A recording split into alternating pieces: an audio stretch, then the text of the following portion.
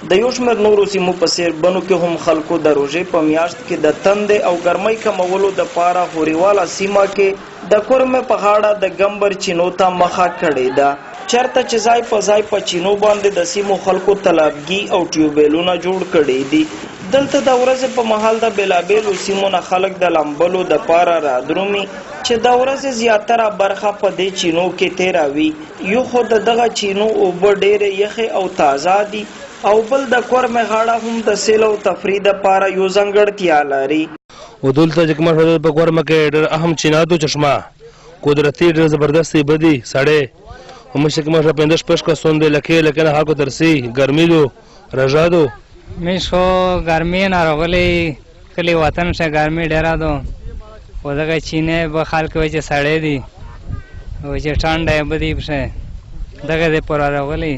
نو زه د سیرونی ذکر هیله نه راغلی یا دا ایره لکه ګرمي میر ویل چې دا له روشي دا د بیا ډېره سړه دو ډېر خوان کوي او دا ډېر ملګري سره راغلي دي تقریبا اوته کسان راغلي او ډېره مزه کوي دا ځای.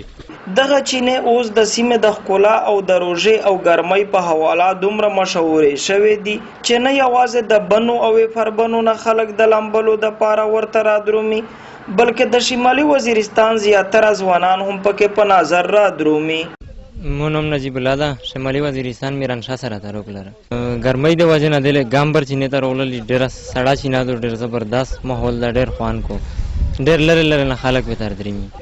دلته درې ځایه بدي یوه دغه دو دوې دلې مخته دي مو ته دامره صحت ته هم میلاو شو چې کلي ته پوره رسېدای شو 2-3 غنټې مزال کړای شو موټرسایکل.